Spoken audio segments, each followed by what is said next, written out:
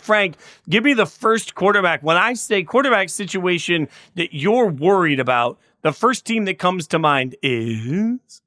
Well, maybe it's just because I've been living here for the past 8 years when they've been struggling to find a quarterback. But the Denver Broncos are the one that is just still kind of a fire alarm to me. Bo Nix could be good. I'm not as down on that pick as everybody seemed to be, but the fact of the matter is they overdrafted the 6th quarterback off the board in a draft.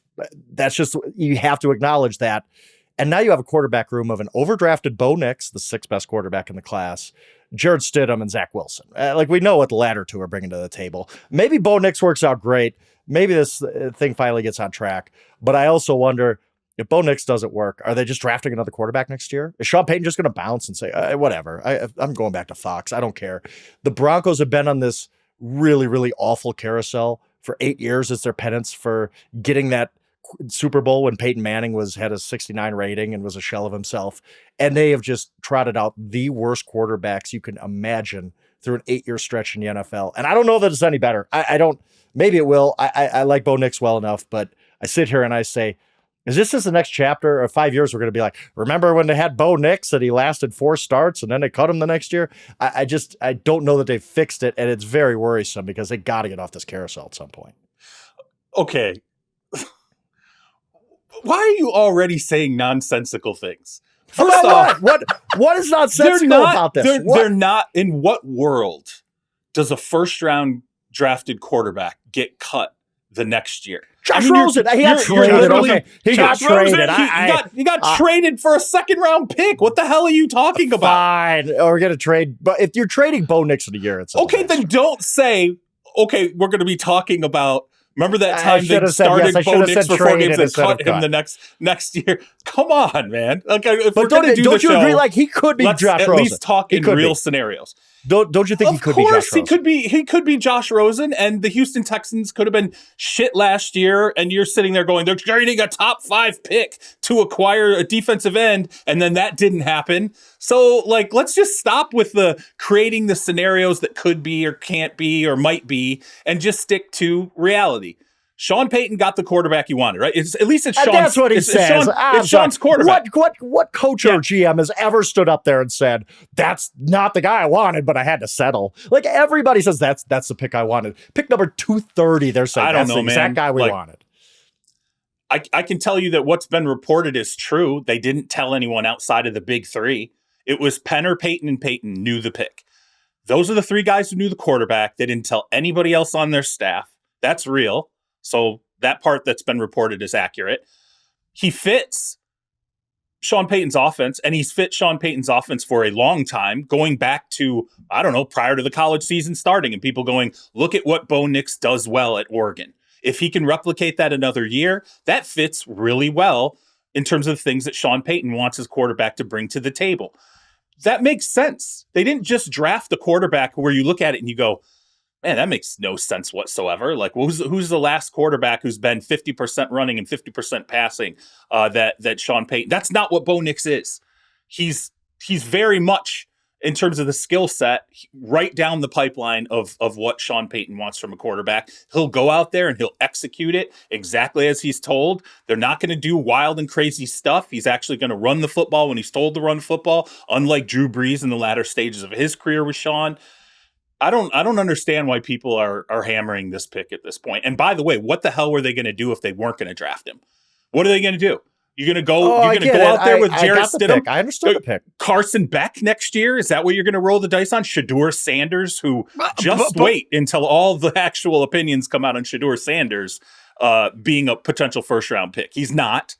So, I mean, I don't know. I don't get the banging on a guy when he fits the scheme, he fits the coach, and it was a need. Yeah, but I think at some point, 2 things can be true at once. Like, just because you're lonely, you don't get married, right? Like, just because you need a quarterback doesn't mean that you have to draft the 6th best quarterback in this year's class, if that's what, where he played out on their board. Okay, wait, but who's saying he's the 6th best? He was the 6th quarterback off the board, okay? Not the 6th best quarterback. He was the 6th quarterback off the board. That's accurate. We don't know if he's the 6th best quarterback.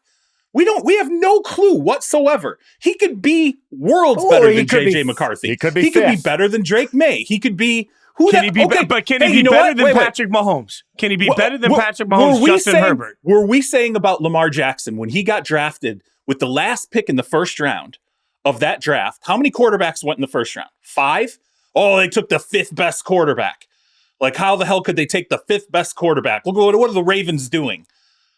He was clearly not the 5th best quarterback in that draft. So let's stop using phrases that are bullshit. It's total bullshit. We don't know if he's the 6th best. We can talk about this 2 years from now or 3 years from now. But we do know that going into the draft, there are several teams that had him evaluated as second-round pick, right? There are several teams that had him evaluated. You studied this. They had him evaluated later. Does that mean anything to Sean Payton? No. But realistically, how much of this is just because we love Sean Payton? Like, if a team with a lesser renowned coach makes the same exact move there, are they getting the same benefit of the doubt? I don't think so. I mean, realistically, and not just because of my fandom, if the Raiders make that pick at 13, they're getting trashed for it. The only reason we're not trashing this would be because, well, it's Sean Payton, and he's a quarterback. We're not trashing it? We're literally just listen to Frank trash it. Okay, the only reason... I like the pick. I just don't know that it's necessarily the solution, and then you're just another year down the road. We're talking about quarterback rooms we're worried about. I'm worried that this doesn't work out because where do you go next? When are the Denver Broncos going to figure this out? Maybe it's Bo Nix. Maybe Bo Nix is awesome, great, incredible. He's not the 6th best quarterback in the draft. But as of right now, you look at it and you say, maybe it works, but I don't know. What was your solution? A lot of really Frank? smart people. I don't think there was a solution. I don't think there was a solution. Like, I think at some point you got to look at it and say, okay, yeah, we need a quarterback, but is he going to be the guy? Because if you're wrong in the first round of the draft that high, to your point earlier, C-Rob, if you're wrong, then all of a sudden you're setting the organization back how many years to figure that out? Like, you better be damn sure that the quarterback you're taking in the first round that high is the guy that you can bank on for the future. I have no problem with the pick. That? Why don't they probably think that? They should think that today. If you're using 12th pick of the draft, you better think that. But doesn't mean it's necessarily going to work out. A lot of people, look, as you've talked about, a lot of people around the league did not have him anywhere near the 12th pick of the draft. Like, and most second, third round quarterbacks, what are the hit rate there? And everybody loved Kyle Pitts. He was the best. He was the best evaluation at tight end in decades. Kyle Pitts threw up a 1,000-yard season until Arthur Smith ruined him, but whatever. Like that happens. All I hear is you saying there was a problem without a solution. How dare they draft a quarterback? No, when there was clearly no solution available. I don't mind them taking a shot. I don't know if it's going to work. The thesis on this is quarterback rooms we're worried about.